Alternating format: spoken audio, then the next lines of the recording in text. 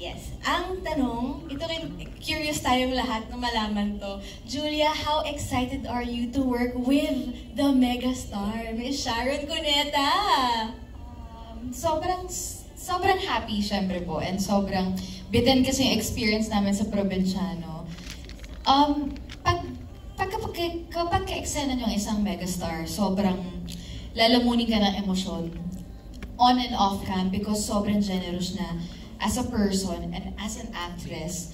So parang napaka-bless ko po na mapasama lagi sa casting ng lahat generous. Dahil more than anything, sa sobrang hiyain ko, hindi po ako makatanggap ng papuri ng ako as a person. Kasi lagi ko po sinasabi, hindi ko magagawa ang isang bagay nang wala ang bawat isa.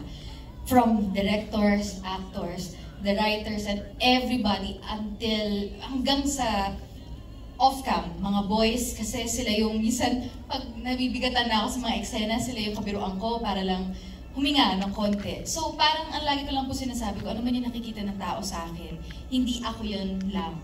Maraming factor ang tao. So with Miss Megastar, hindi ako nahihirapan kasi makita ko pa lang yung mata niya, talagang bubuhos na yung emosyon. And malalaman nyo sa story kapag napanood nyo kung bakit ko sinabing napaka-generous. Kasi umabot sa punto pong hindi ko na kailangan rin mag-motivate. Tignan ko lang siya, iiyak na ako.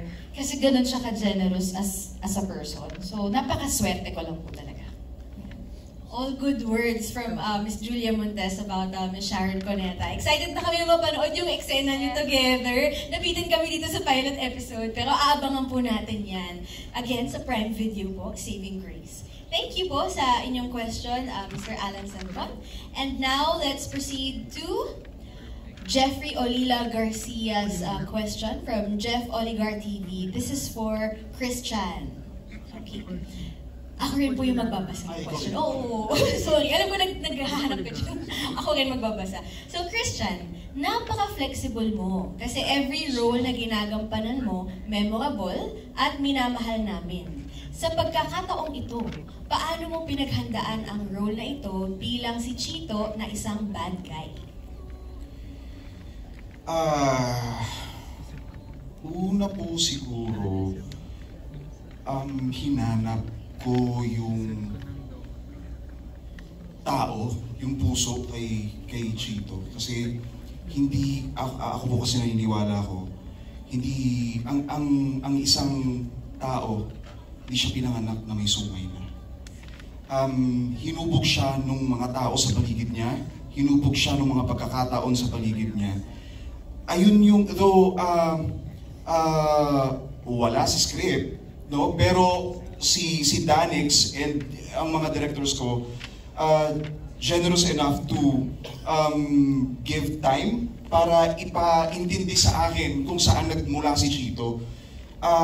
Ako kasi yung type po ng actor na hindi ko mabigyan ng hininga yung isang karakter nang hindi ko alam kung saan siya nagmumula. So, yung kanina nabanggit ko, at first parang nangangapa ako. Hindi ko alam kung paano ko ibubuhayin yung karakter dahil ayoko naman nung basta ka lang masama. Ayoko lang nung basta demonyo ka lang. Gusto ko kahit siguro hindi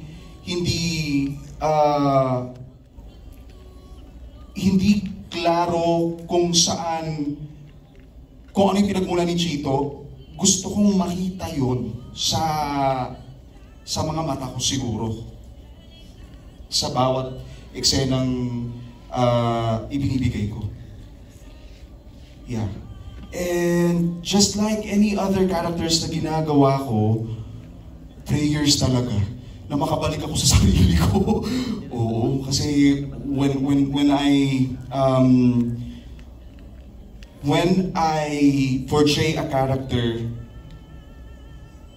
binibigay ko kasi talaga yung buong ako.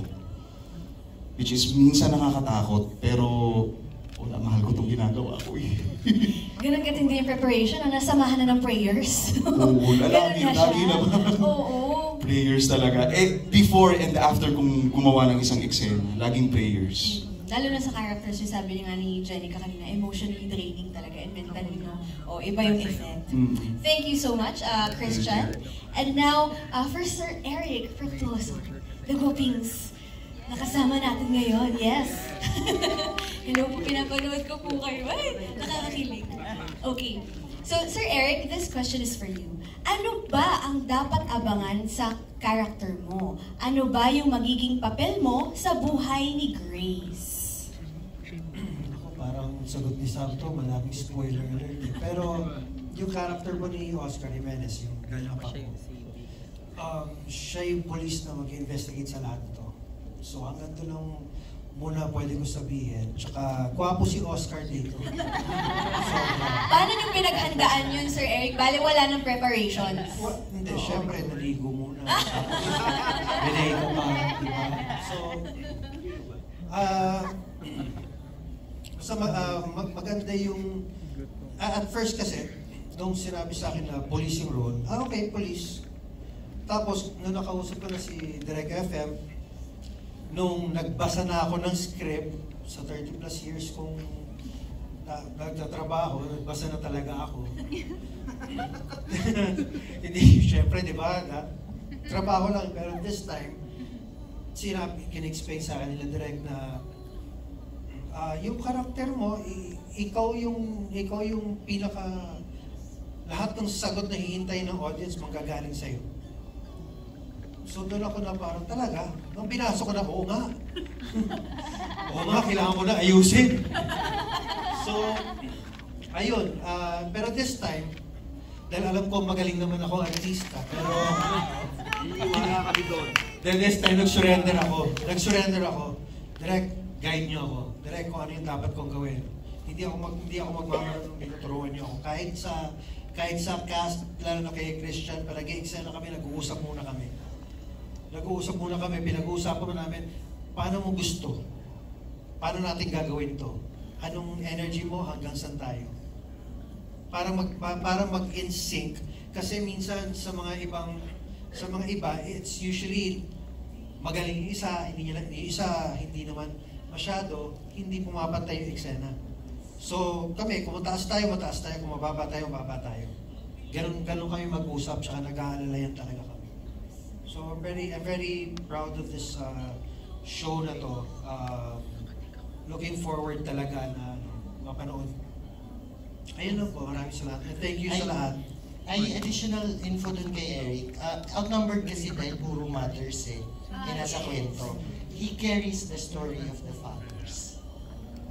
So, maraming tatay yung nakaka-identify sa kanya. Ngayon mo lang nalaman, Eric. Dali! Wala nagbasa, ha? Alam ko naman yun. I was paying attention naman. Nagbasa naman ako na script.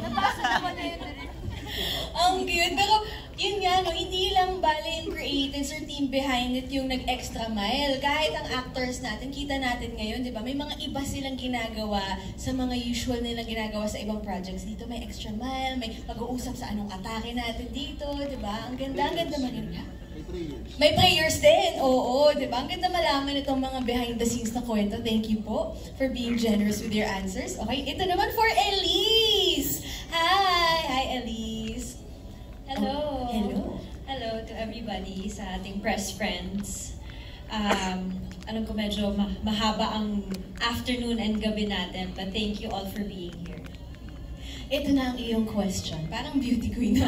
Here is your question, Elise.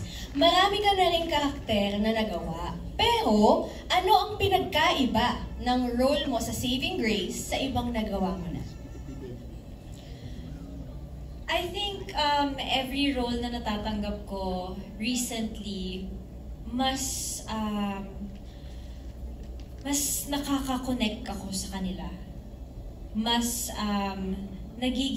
natutuwa ako actually kasi mas nagiging mature in a sense na hindi kailangan magpakita ng, skin more skin doesn't mean more mature roles. So natutuwa lang ako kasi nabibigyan ako ng role na hindi kailangan ganun, pero makikita mo na nagmamature yung bawat character na binibigay sa akin. Which, laking pasasalamat ko din syempre. Yun nga kay Sir Deo, Dreamscape, because ever since sila yung nagtitiwala. And, ayun, masasabi ko lang kay Jessica, mas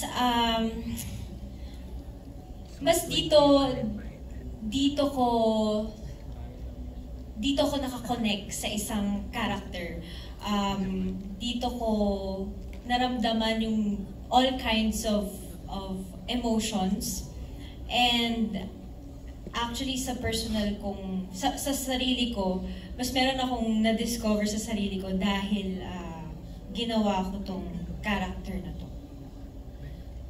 Well, mukha talagang naging mind-blowing and life-changing ang Saving Grace para sa lahat ng ating cast members. So we're very, very happy to see that, and we can't wait to meet your character, Elise, in the episodes to come. All right, now we're down to our last